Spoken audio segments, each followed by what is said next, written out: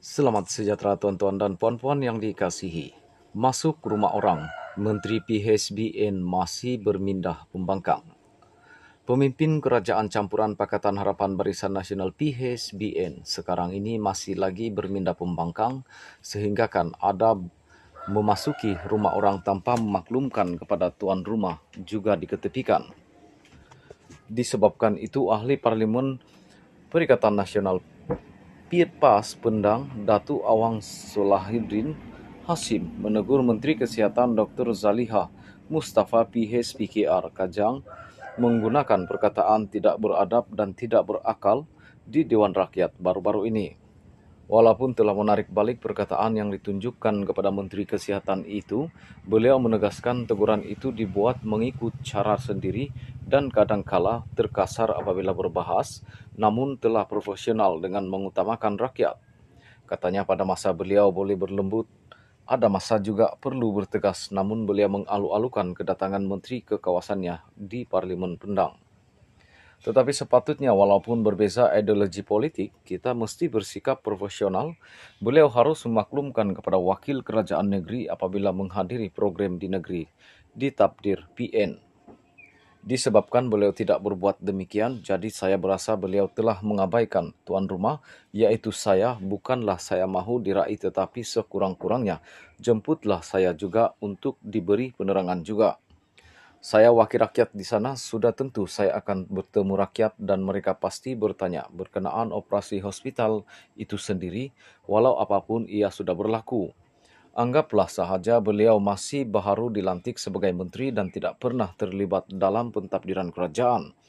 Cuma sebagai pembangkang saya perlu memerhati tindakannya untuk memperbaiki apa yang beliau buat dan belum diketahui, katanya dalam temu bual yang disiarkan utusan hari ini. Beliau berkata demikian ketika mengulas kontroversi kenyataannya yang menyifatkan Dr. Zaliha tidak beradab dan tidak berakal kerana hadir ke Kedah Negeri ditakdir PN bagi majlis penyerahan Hospital Pendang tanpa memaklumkan kepadanya sebagai wakil rakyat kawasan itu.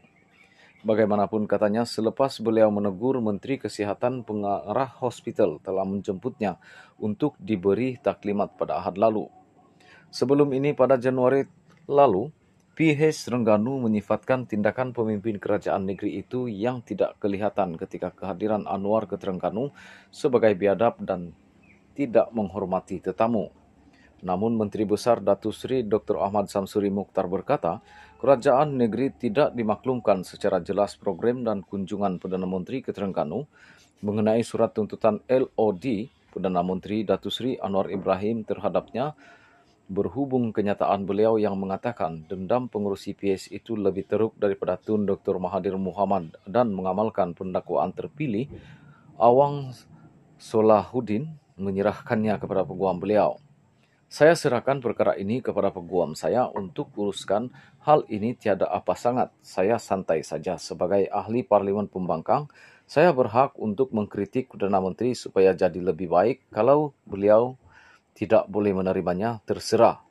Saya bukan orang besar pun untuk diambil tindakan, tetapi disebabkan hal macam ini secara tidak langsung, saya sudah dapat publicity percuma, katanya. Pada 21 Februari lalu, Malaysia kini melaporkan Awang Solahuddin sebagai menyifatkan tindakan kerajaan campuran yang diterajui Anwar seakan mahu membalas dendam terhadap pemimpin lawan dan membandingkan dengan Dr. Mahathir yang juga bekas Perdana Menteri yang didakwanya lebih zalim.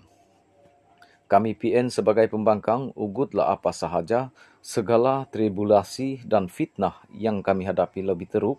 Bagi saya, kalau inilah permulaan PM, dia adalah Perdana Menteri paling teruk di Malaysia. Malah Dr. Mahathir yang dikatakan zalim pun, sezalim itu, tak sezalim itu setakat ini. Sifat balas dendam PM ini sangat kuat dan sangat pendendam, kata Awang.